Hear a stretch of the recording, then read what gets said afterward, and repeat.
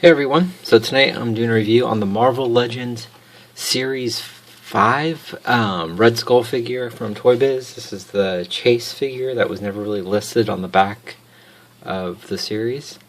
So I'll go ahead and show the front of the figure, go ahead and turn around. Also it seems like everyone calls him the Nazi Red Skull just by the way his uniform looks and the hat. And we'll go ahead and go over the details of the figure. Alright guys, so actually first I'm going to start out with the base. It's actually the same base as the Series 1 Captain America. So it's got this really nice detailed wall with all these, blasts from shrapnel and bullet holes, broken out window. It's really nicely detailed. Nice, it's kind of this part's actually harder plastic, but certain parts are kind of more gummy. As you can see, like the splintered wood. But it's got a nice black wash and darker blacks inside mixed in with all the cracks to really give it that shot the hell look. And it's also got the top of a tank with all the, shells around it. It's got a couple peg holes to pose the figure on top. But it's got that nice rustic look. A lot of good paint detailing and sculpt. More bullet holes. It's really cool looking. But again, it's the same as Captain America. I actually have part of the Captain America Series 1 base. I'll go ahead and show the difference. It's more of a darker green. And also you can stick the American flag right here, but you can see the difference. It's got kind of more of the German tank, gray compared to the American tank green. It's kind of just the different subtle differences. And we'll go ahead and look at Red Skull. Let me get the camera up a little bit closer so you have better light. So his hat is removable. In my collection videos, you'll notice that my Android series Red Skull, actually I have this hat on him because I actually thinks it looks a lot better. But he does come with this hat, and then it is removable. It's like gummy plastic, but it's got a lot of nice detail. It's got a nice gray with the gold around the rim, and it's got a nice little black bill, but it fits pretty easy on his head. Doesn't fall off too quick, but then obviously it will. And then over his face, he's got kind of like that creepy, grinny smile to me. It's not the best Red Skull head sculpt, but it's definitely, I feel it's better than the face-off head sculpt, but I do think Hasbro has the best one, in my opinion. But overall, it's got a nice black wash over all of it. It's got that big brows, and then you can see like the cracks in his skull. Looks really cool with all the black wash. You can see where the skull actually meets. You can see the seam. It's kind of creepy. Looks really cool though. But he's got those nice, pearly white teeth. But he's got those wide blue eyes. See that one? Pretty good. Looks really good. His jacket is actually a rubber. It's squishy. Kind of see it kind of concaving as I move my finger over it. It's got a nice paint job. Nice gold paint over all the buttons and the seams of the jacket, over his cufflinks. Over his shoulders you can see the more green paint, more gold. You can see the German bird right there on that side, and then just kind of like a metal on that side. But it's got nice, gold paint applications. This is all kind of rubber on the belt buckle, down the seam. On the back you can see more of the belt buckle with more good sculpt of the tightening of the belt, making the coat crinkle. And then here it's just got a little pouch. Kind of on here you can see more of the black belt here. And he does have a nice leather, like a black wash over the holster. It gives him a nice leather look. He does come with a gun.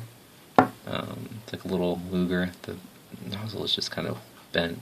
But it's got a lot of good detail. You can see a nice wood handle, a nice black wash over the silver, giving it that worn look. It does not fit very well in his hands. That's one thing I've noticed. It takes a lot of kind of force it in there. There we go. Not too bad. Yeah, not too bad. I've struggled with it more in the past, but usually if I force his finger through the trigger hole first, he'll hold it. But going over the rest, he's got these gray pants, a little bit of black wash, like a spray over the front, and it goes more into like his black boots. You can see more of those silver paint applications on the buckles.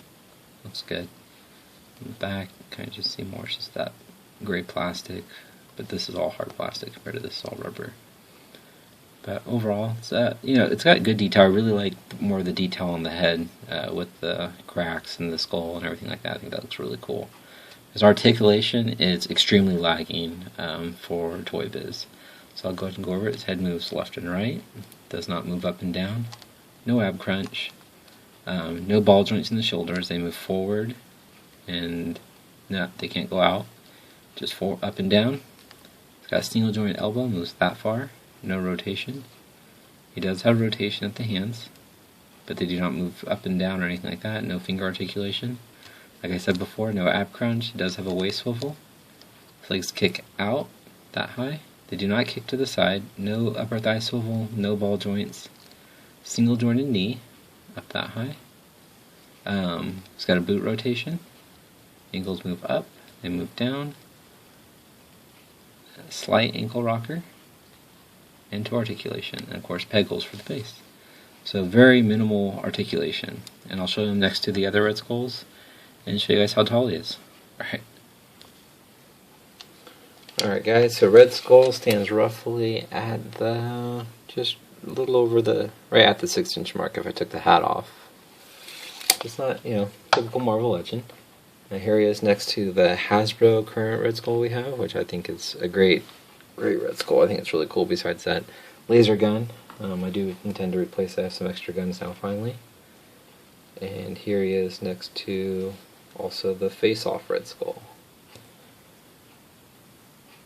So these are all the Red Skulls we have out currently in Marvel Legends. So far to me, I mean, it's not a bad, you just use it as just that single pose. Really can't, it's not really posable.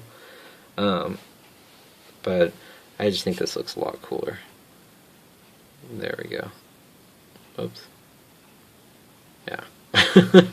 But overall, I mean, it's not a bad figure. I wouldn't pay a lot for him. If you guys find him for a deal, I definitely say pick him up, especially for the hat. I think the hat works really well with the Hasbro one.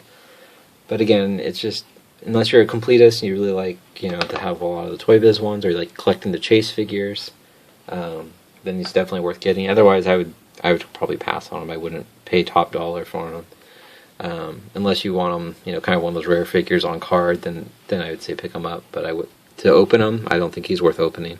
He's just, there's better Red Skulls out there to own out of those other two. But yeah, so there's my review, guys. I hope you guys enjoyed my review of the Chase Red Skull from Toy Biz. Please leave a comment. Let me know what you guys think. Let me know which Red Skull you guys like out of the three that I showed you. Do you guys prefer Hasbro? Do you like the face-off? Or do you like this one? I'm just curious.